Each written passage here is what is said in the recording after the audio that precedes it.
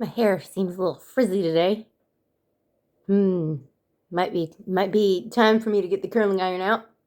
Um, Hi, Trinity from Esoteria. I was kind of feeling a little down in the dumps yesterday, and this morning when I woke up again with that, I asked if it was mine because, as an empath, not all of the feelings that I feel are mine. However, I need to clean my tarot room is what I need to do. We just moved into this house and I don't have a space that's dedicated to that where I can shut the door. But yeah, as an empath, we are especially clairsentient. We feel others' feelings. And so I asked this morning in prayer and meditation, is this mine and what can I do about it? And I was told, no, this is not yours. This is for a reading. And then I was instructed to grab the tissues.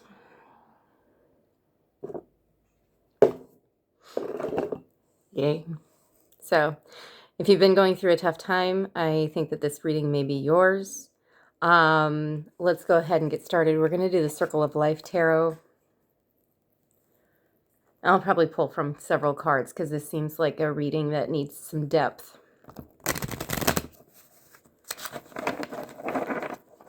How are you doing today? I hope well. It got cold again, which is why I'm in my comfy cozies. And I don't want any of my northern friends to give me any crap about how I think 60 degrees is cold. I moved south for a reason. Bottom of the deck, 7 of Cups. All right. I'm going to pull that one. We've got the Wheel of Fortune. And the Ace of Wands. Okay, so I'm going to go ahead and show these to you. Here's the 7 of Cups.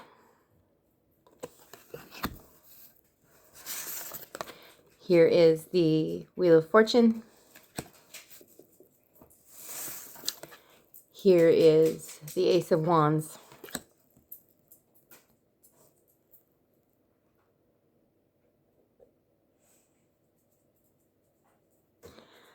All right, first and foremost, I'm very distractible today. So you may have had something that happened to you that is making you very cluttered mentally. And you may find it very hard to focus at this time, which I think is reflected in that 7 of Cups, where there's just too much going on, too much chaos. Know that I'm not going to use this as the Fated card. Sometimes it can represent that. However,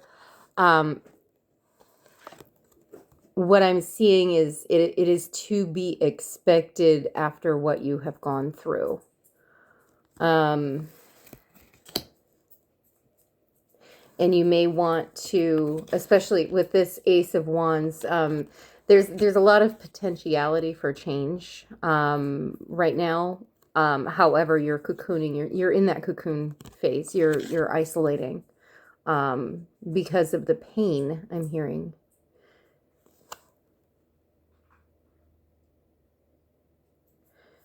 I'm also seeing, it's weird because I know that this is the bird's legs folded up, but I'm seeing a honeycomb.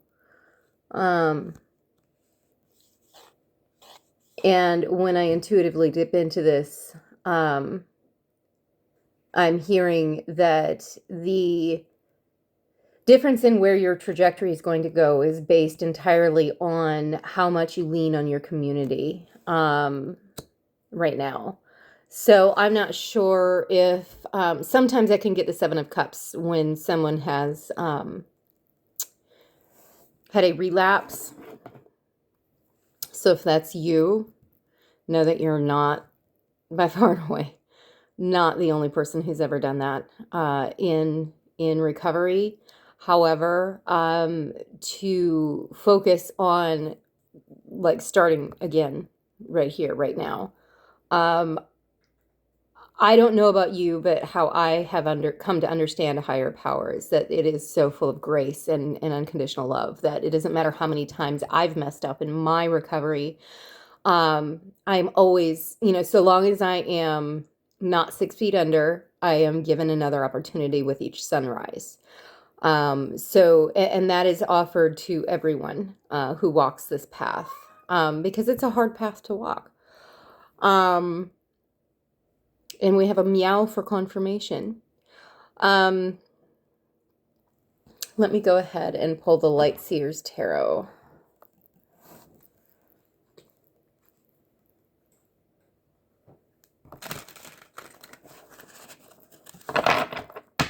I'm not feeling stagnancy. Sometimes my decks, when I'm shuffling them, they'll kind of get stuck.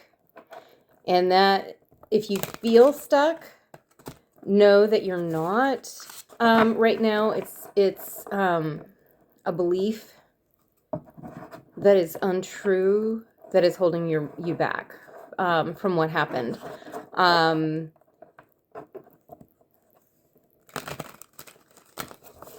I'm hearing someone say, I deserve whatever happens to me or whatever happened to me. And that is, I'm being told that is erroneous. This is something that happens, but you deserve so much better than what happened to you. I'm getting a very uncomfortable feeling, as if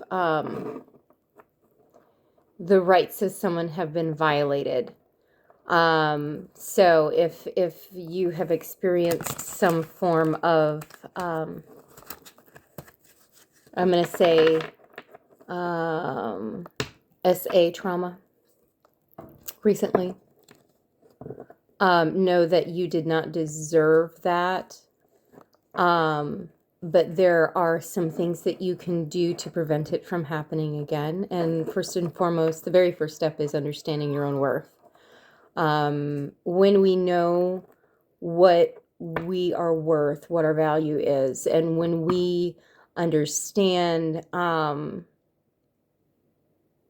concept of not staying where we're not welcome, or not going where we're not welcome, and not staying where we don't belong, that goes a long way in preventing further things from happening to us.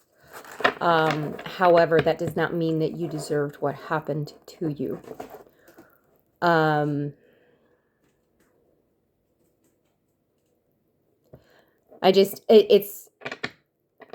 normally, when I'm looking in the video right now, I'm kind of feeling very haggard and I don't want to say withered, but that is something that I think is reflected because I usually look in the mirror or look in the video and enjoy what I see finally. And that took me a long time to get here. A lot of practicing self-love. So I really genuinely don't think that this is me feeling self-conscious about things. I think that this is a reflection of the energy that's coming in. So let's go ahead and see what can we do to get ourselves out of this situation. What can we do to get ourselves out of this situation and get back into recovery and get back to knowing our value? Thank you, Spirit. What can we... Oh, that's too many cards, but I am going to pull that one.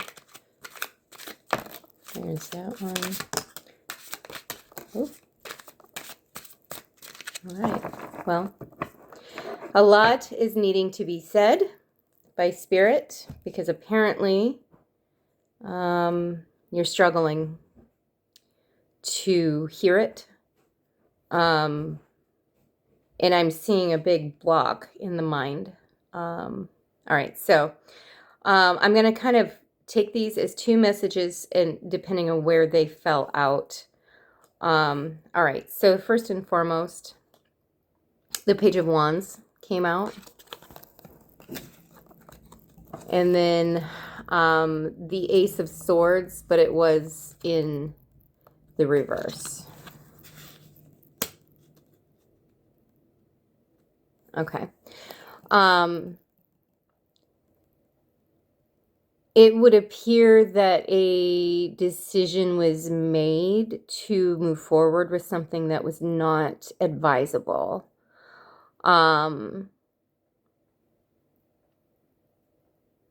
What you thought was going to be a good time turned out to be anything but.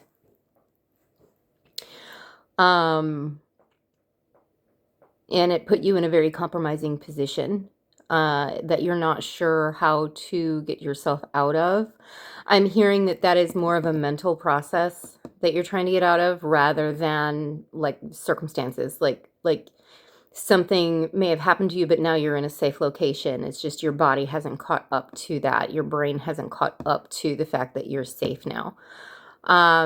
If you are thinking about going to a residential facility to maybe do some lockdown of yourself, it may be advisable at this time, especially if there was a relapse that occurred. All right, I'm being told we can move on to another thing. I do see, I've always seen this where, I mean, obviously this is a spiral staircase. That also kind of reminds me of ram's horns, but it's, there are steps that need to be taken in this circumstance. Obviously I'm a 12-stepper, so I tend to lean toward, okay, what do I need to do? And so you may need to see where your life has been unmanageable and how powerless you are over making these same decisions over and over again, and try to get out of your own way, I'm hearing. Now, one thing that a lot of people talk about how healing isn't linear, and we see a lot of little charts and stuff where people, you know, do that little graphic. The steps are not linear either. It is not 12 steps in a row straight up to the next floor. The steps are cyclical as well. But what will happen as you're integrating them into your lifestyle, the steps will take you to a higher and higher elevation. That doesn't mean that life isn't going to happen to you. So you may be, let's say step 6 is right here. You're going to probably revisit that at some point. Usually it's, you know, I found that if something happened in July, where that was the month before my last relapse, stuff's going to go down the following July and the following July. So every July, I have to really hunker down on my program and make sure that I am working steps and keeping in contact with my sponsor. Now, I do that anyway. I have gotten to a point where I, you know, that it's just a part of my daily life now. But genuinely, if you know this ahead of time, you can kind of have your spidey senses up so that you can avoid some of the pitfalls of that month. For me, the reason why July is hard is because I had a lot of family members who were born in July and then died in July. And so it's almost like all of that energy and the memories that get kicked back up can influence how I'm feeling at the time, whether I'm cognizant of it or not. And so if I am making sure that I'm deeply embedded within my recovery community and working with people, that I avoid drowning in self-pity and drowning in the emotionality of it all. Plus, you know, it's kind of handy being a psychic medium. I'm really spoiled because I can, you know, I realize full force that we're never alone. They're always still here. And I think that's maybe something I need to touch upon as well. But just with the it's not a linear staircase, it's a spiral staircase. Remember that. And there is definitely a point to that. But as we elevate, I mean, everything in life, everything in the cosmos is a vortex, and the steps are no different. So bear that in mind. But as you're going through that vortex, eventually you expand in your vortex and you're able to better handle. You're not at that nexus point where there's a black hole right in the middle of your galaxy and you could very easily get sucked in. You're on the periphery and you can observe from a farther point of view, like the Earth looking into the middle of the galaxy. From our vantage point, we're not worried about getting sucked into that black hole. I hope that made sense. I personally think it's really freaking clever. But I do want to touch upon one other thing. I know a lot of people in recovery rooms, particularly AA, are, we talk about how we're commanded to have open-mindedness, and yet we really struggle with open-mindedness once we've accepted an understanding of a higher power. And so I am first to say that I was born psychic. I was born being able to contact the dead. And it did diminish quite a bit when I had other responsibilities, and that is very, very on purpose. When you have a baby, you can't be delving into the esoteric as much as you would without a baby. And so I went through a period of time where I was not as connected. And then once I got to the point where I started back into recovery and was forced to turn to the esoteric again, my psychic abilities came back online. And as I work my steps, as I practice daily conscious contact with my higher power as I understand it, those powers magnify day by day. I mean, and it's amazing to me. I hope it never ceases to be amazing, because it's really an awesome lifestyle. And so I know a lot of people who have similar stories when they get into recovery and they start working steps, which is a spiritual pathway without dogma kicked in.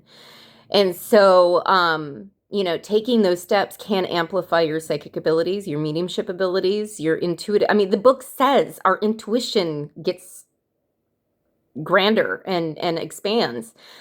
We have a psychic change. For me, it was quite literal. I'm not alone in this. So if you're feeling like, why am I feeling like I'm hearing other people's thoughts, or why do I feel like I know what's going to happen tomorrow, and then that person pops up when I thought about them yesterday, that's 100% normal. And the point of it all is to help with your intuition and to make that psychic change so that you can get clear guidance. Don't let that scare you. I know a lot of people get really overwhelmed, especially if it amplifies very, very fast like it did for me. But if it's coming on too fast, you can actually ask out loud for help to turn down the volume. And that's, your angels cannot intervene because you do have free will, and they respect that, because that's like the biggest gift the divine has given us.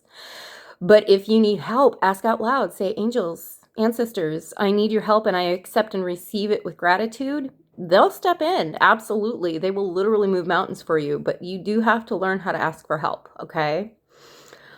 Okay. So I've got this 6 of Cups. I have a cat tail tickling my side too. All right. I've got the Sun, but it came out in the reverse. I'm going to keep it in the upright, but bear in mind that it did come out in the reverse. I've got the Ace of Wands.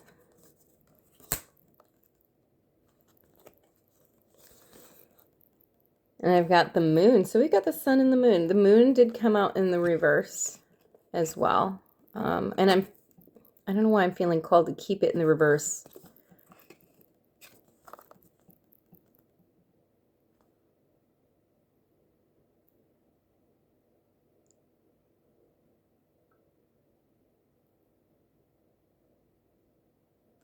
And this is reminding me, she's kind of in fetal position, just like this Ace of Wands. And we do have the Ace of Wands twice here.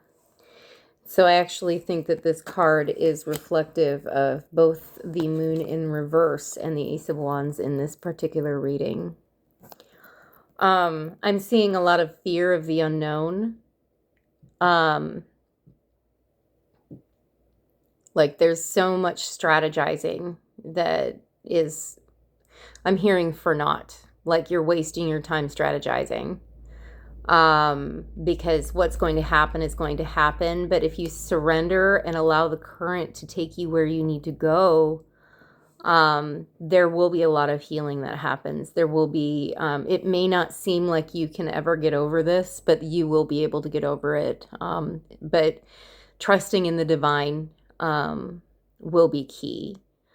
The sun came out in the reverse because you're not seeing the full truth of something, because something is being hidden from you.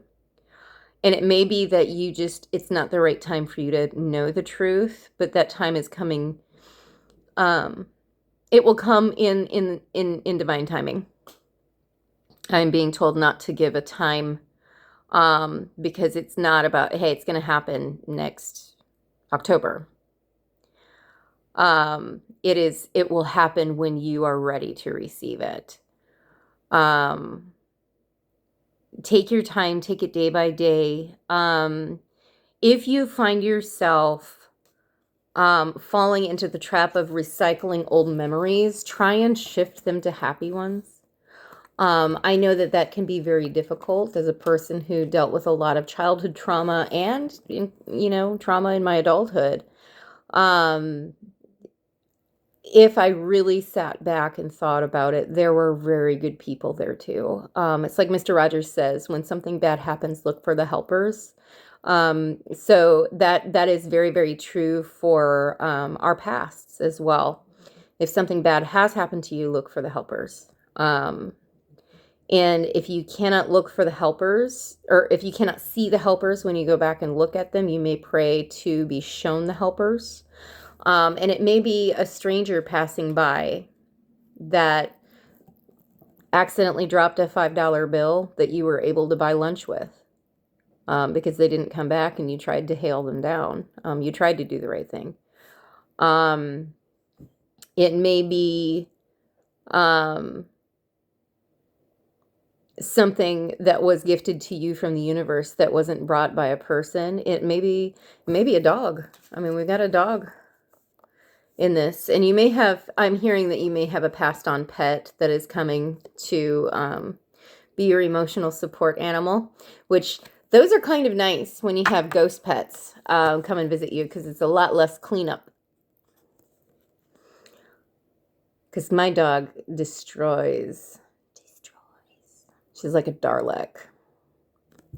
If you're a Doctor Who fan, you'll know what I'm talking about.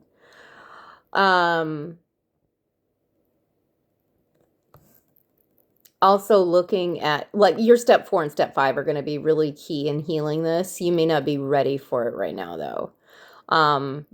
Right now is a time to let the dust settle, because you cannot think clearly and you cannot see clearly when the dust is all kicked up. So, but that doesn't mean that you can't be going to meetings and you can't be working with a sponsor, okay? And there is no rushing this. I often tell the women that I work with, I don't care how fast. We can go slow as dirt through the steps, so long as we're still making progress. And in fact, I sometimes have found that when women take their time going through the steps, that it is a more thorough job. So don't be in a rush, because you're gonna miss some key elements to doing your steps if you're rushing through everything. And I am feeling the energy pull back.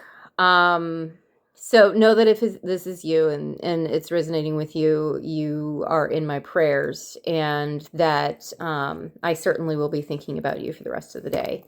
and sending you a lot of healing energy. You may want to watch some Reiki videos on YouTube that are free that have to do with like healing past traumas and stuff that are stuck in the body. You may do somatic workouts to get it out of your body.